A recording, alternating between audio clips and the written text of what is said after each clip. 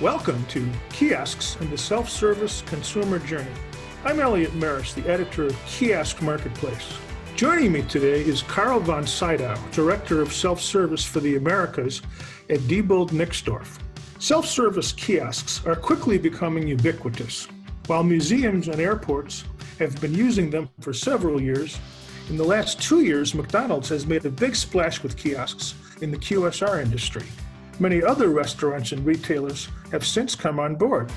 When you add the convergence of consumer preference for self-service, COVID-related avoidance of human-to-human interaction, and retailers automating tasks to free staff for more involved duties, self-service kiosks are truly hitting their stride.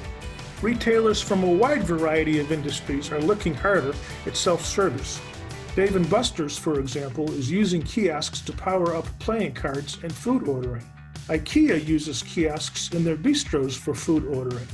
And grocery retailers, the always open proverbial essential retailers, are expanding food courts and leveraging kiosks in their food journeys. 2020 was a challenging year for everyone, but kiosks have played a big role in meeting the need for safety. COVID-19 has heightened demand for self-service as a way to improve customer safety. While much of the technology that went into action had already been developed prior to COVID-19, the technology found new use as customers scrambled to improve their safety. The pace of kiosk introductions has never been faster than it is today, with no end in sight. All indications point to self-service kiosks playing a bigger role than ever going forward. Karl, why did we see an increase in kiosk journeys over the past year? Hi, Elliot. Nice to meet you, and a very good introduction to the topic. You covered a lot of good areas there, and some of them you mentioned already is the answer to that question. I mean, we have had kiosks all over the place for quite a lot of years in airports and museums, as you said it. But what I feel right now is that the concept of a kiosk is merging with the traditional self-checkout solution that we have seen primarily within grocery retailers. But these two are now merging together, offering new, much more exciting combinations and form factors, etc., for self-service. And then we have the drivers, like you mentioned. We have experienced the last 14 months with COVID, which has really pushed self-service to the front of a lot of retailers' mind. Tell me, why are new retailers in different industries looking more closely at self-service kiosks? Yeah, it's we have several examples. You mentioned two of them, Dave & Buster's, IKEA. We have several different grocery customers as well. The business model is not only self-checkouts anymore for traditional grocery retailer. They want to add more different customer journeys. It's all about addressing different customer journeys. We use that word quite often in our daily work nowadays. It starts with the customer journey, and within a customer demography for a typical store, you can have several different subgroups, and you need to identify what different subgroups do you have perhaps in your business, and try to find the best customer journeys for that little subgroup to make them come to your store or restaurant or whatever it is more often than elsewhere. And the mix between kiosks and self-service and form factors offer this opportunity now in a completely different way than before. You mentioned IKEA. IKEA is adding so many different customer journeys now for self-service with kiosks, not only in the bistro but elsewhere. There are a lot of exciting projects going on there. Just to identify groups of customers and their customer journey, and then find the right solution for them, and then implement it. So it's somehow it's driven by customer journey expectations. Customer expect a higher variety of customer journeys when they go to the store, but also by technology. We have the technology now to offer different customer journeys and form factors. So it's a combination, I would say, that drives a lot of retailers into this area now. Well, speaking of technology, Carl, what new innovations do you see enhancing kiosks?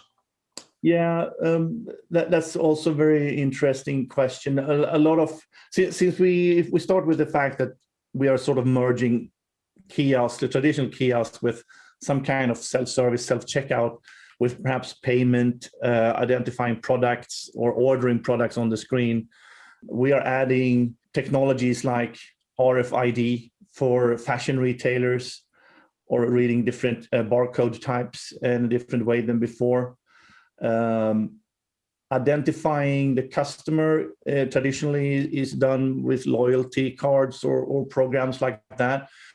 But now we can also add, with the help of our mobile companies that has pushed face recognition into every man's telephone right now, mobile phones. So adding face recognition as a tool for verifying age for age-restricted item, that is a great enhancing of the kiosk / self-service solution, because otherwise age verification drives staff intervention and increase the time of your customer journey. You want to eliminate all these pain points, and if you can find technology that makes that customer journey easier and faster for the customer, it's also a great thing. Another area is for QSR ordering. Imagine that you are a mother and you have 3 kids, and you go to your local or your preferred QSR restaurant.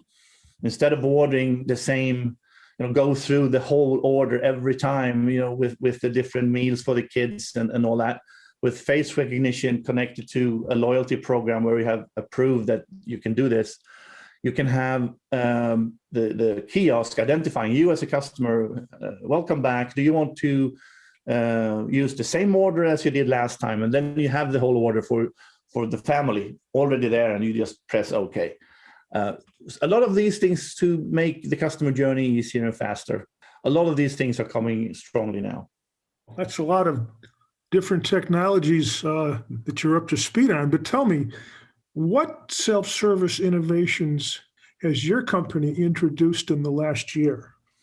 Yeah, it has. The pace of development for self-service have raised, I would say, the last few years, but even more so the last 24 months. We have, as I said, we have seen this merger between the traditional kiosk to self-service, and just recently, a few weeks ago, we launched our new, completely new portfolio of self-service, which range now from the traditional basket to bag, a grocery self-checkout with everything that goes with it, to a 32-inch kiosk-like self-service station that you can dress exactly as you want. It could be a self-checkout in a grocery store, food ordering kiosk, so you have all these different form factors in the same portfolio, same software platform. Everything is run by the same technology. And we are also adding, apart from that modularity and flexibility, we have taken a step away. Traditionally, kiosk and even more so self-checkouts have been pretty locked in when it comes to software and solution. You have to buy our software if you buy our hardware. We have taken a step away from that. So we have a much more open approach now to our customers. We have different software strategies. You can go full on with all our software package or suites. You can go hardware only, and you can also go the middle way, where we will offer some of these traditional functions as modules with APIs.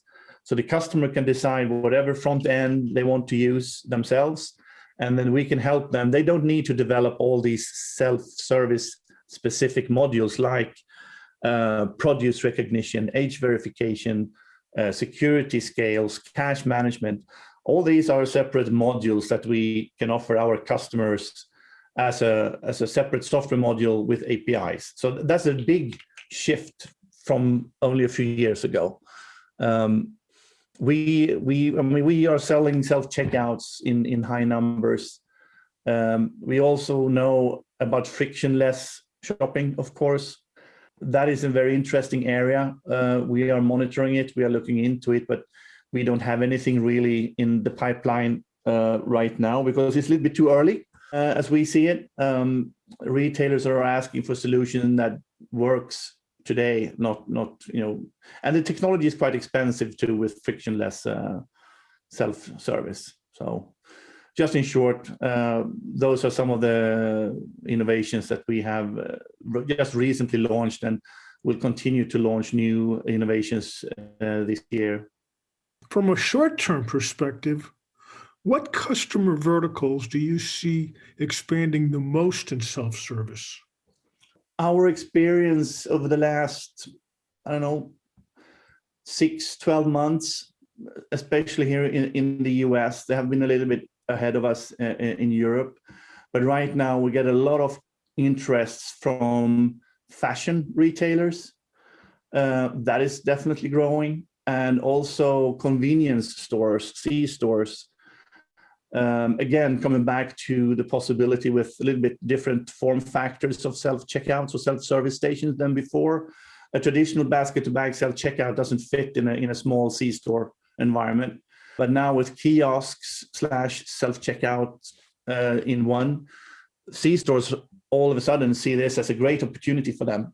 So we have a lot of C-stores customers looking for self-service in their small stores right now.